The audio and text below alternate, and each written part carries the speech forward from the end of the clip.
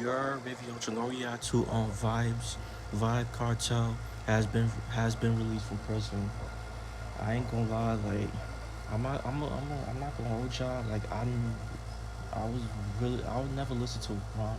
I never listened to I really don't listen to Vibes Cartel. Like the only song I know of him is Romp and Shop.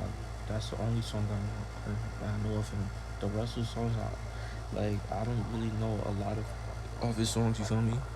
Oh man, this news today has been a long time coming. So if you haven't heard, Vybz Kartel has officially been released from Jamaican prison, and this comes after he's been proclaiming his innocence for over a decade. If you don't know, he was in prison. He was in jail over a decade. That's crazy. Back in 2011 for the murder of Clive Lizard Williams. And there is a lot of intricate details to this story. If you don't know, about 3 months ago, I dropped a documentary, Vybz Kartel, the whole story, where I went through the ins and outs of everything surrounding Vybz Kartel and surrounding this case, how he ended up in this position, the evidence they had, the problems with some of the evidence they had. I mean, it was a lot, but I documented it as well as it could be documented in that video I put out. And I kind of had a feeling that this was coming. That's why I made that video in the first place, or at least part of the reason. The second part is because I just genuinely like Vybz Kartel's music, and so do a lot of other people. And I know the people in Portmore in Jamaica, they're ecstatic right now. They are probably setting the streets on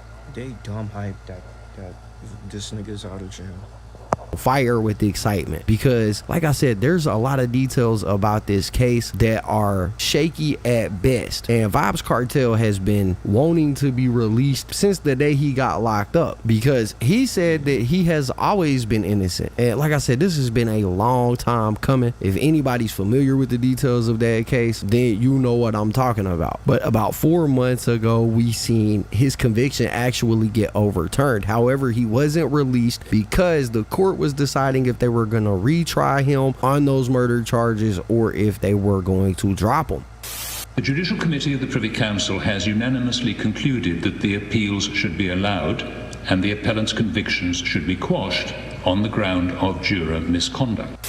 Now, he was originally arrested and incarcerated in 2011, convicted in 2014, and the trial was crazy. It was like the longest trial in Jamaican history. But here recently, we seen information come out that said that a juror may have taken bribes, a government official may have taken some bribes. And so, as we just seen, the highest court in the UK back 4 months ago said that they were quashing all of his convictions, and then they were deciding if they were going to retry him or not. And apparently, they've come to the decision that they're not going to be retrying Vybz Kartel. But the reason is interesting, because they didn't say it was because he was innocent. Instead, they cited health reasons why they weren't going to reconvict Vybz Kartel. So, and I'm quoting Fox 5 here, it says, in a unanimous decision Wednesday, the court decided against a retrial in the murder of Clive Lizard Williams, whose body was never found. We conclude that the interest of justice does not require a new trial to be ordered. The court cited the psychological and financial effects that it would have on the appellants, referring to the health condition of Vybz Kartel. His defense has cited the severe lockdown conditions he's been in since 2011, and they've described his holding as a brick cell with no air circulation, no water, and a bucket or a toilet. In 2023, a sworn medical affidavit from Kartel's private doctor notified authorities that his Graves' disease and heart condition were getting worse, and that if he did not get surgery soon, it would be fatal. The court said Wednesday that there was sufficient evidence to suggest that Kartel would not be able to complete a potentially longer sentence if there were to be a retrial. Kartel's conviction was quashed in this spring, and the British So Vybz got, health problems. Yeah. Privy Council gave the Jamaican court the chance to decide on a retrial or outright acquittal, meaning there would be no further prosecution. Reports of Kartel's heart functionality have been in question as attorneys raise concerns over his ability to survive another retrial. Lawyers representing the defendants made an appeal back in 2020, but the convictions were upheld. The appeal was then pushed to the United Kingdom-based Privy Council, which is the highest court in the UK, Jamaica's final court of appeal in 2024, which overturned overturn the convictions due to juror misconduct, which is the clip we just watched a minute ago. But regardless of why or how he was freed, he has been freed. Evidence that you cannot do anything without God. That's where I start. I'm going to use the word happy for the appellants. I'm going to let the Jamaican people know that although there's fixing for the justice system, the Constitution works. Nah, the Jamaican community is very hyped that Vybz was out, bro. Not even Jamaicans. Like, is other like people like that was mad hyped that like that Vybz was out. Cardi B was hyped that the if Vybz Kartel was out of jail, bro. She was playing his music. It has always been our belief, and I want to thank the team, Mr. Clark, Mr. Beach, Mr. Chevalier, and myself for the hard work that we put into it. It was a long fight, many years, many things came from it, but we are now here awaiting the release of Adidja Palmer. What time is Kartel be free? That has to happen Today? The process has started, and we would hope today, because the Constitution said something about that. No, the judge said that he's free. The judge says he's so the free. question now Yes. Is that what time? Authority must explain why he's a free man in custody. So they have to do what they'll have to do to release him, but he's free. So what are the judge after the usual process? So like, it's too early. It's too early for that, but we certainly hope that as we're saying this to you, that the process is being expedited, and we just await their release. And it's important to know since morning. It is important to know one thing. These men have been in custody for more than 13 years. So essentially, we hope that they'll have the time to spend with their family, etc. At this time, having waited for almost 13 years through one court process, they're not hurrying to find another process. They're hurrying to spend time with their loved ones, with their family, and at this stage, that's all we can hope for. And must bear that in mind. This is their independence, emancipation, July 31st for them, and so it should be that. And so I am sure you've heard the posture of the court, that the wheel is in motion, and if I were you, I'd be heading over to another venue to see that. I said, what's your thought going into this hearing? What was your thought going into this hearing? My thought, and I've done many interviews.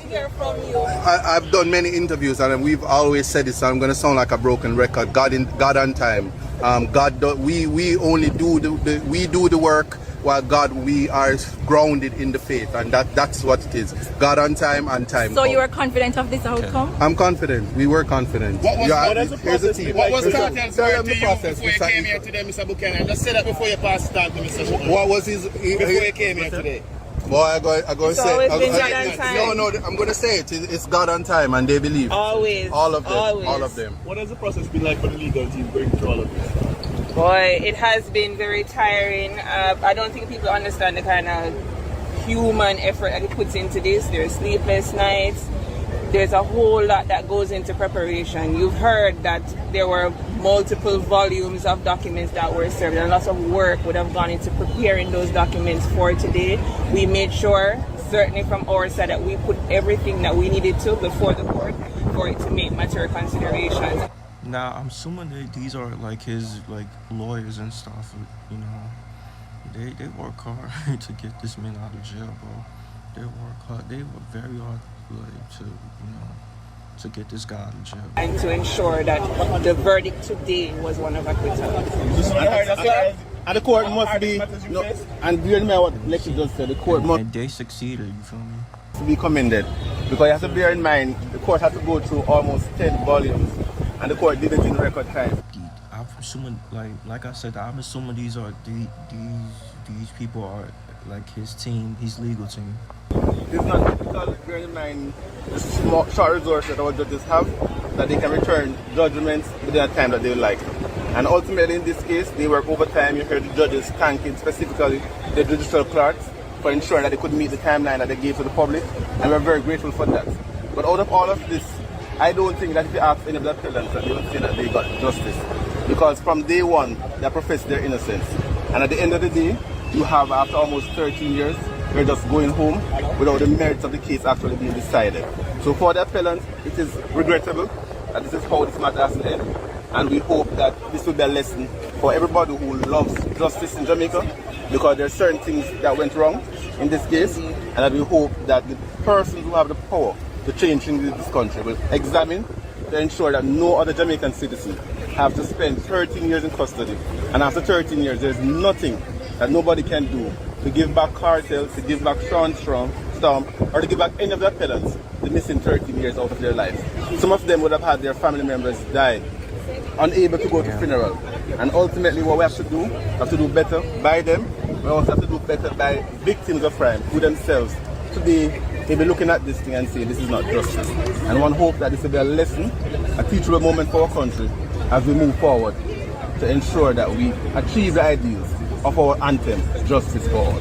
Will the legal team remain the same, Mr. Shavira? Will the legal team remain if it is that these persons, the appellants, plan to go forward for damages, or let's say they want to get something? Certainly that's not a question that we're in a position to answer. The clients are the ones who decide how their representation is proposed. So I think that question is best reserved. As you know, the men are free, so I guess in the time they'll be able to answer this question. No, so one thing I want to say, I need to say this, is that the media has a responsibility, especially, I know you guys are state media, official media, but certainly the other forms of media have a responsibility not to assassinate characters and not to put out false information. If you listen to the judge in terms of how they lay out the facts and the significance of they had nothing to do with the jury tampering, there is no evidence of anything in relation to tampering of evidence. These things are important, and I can now say clearly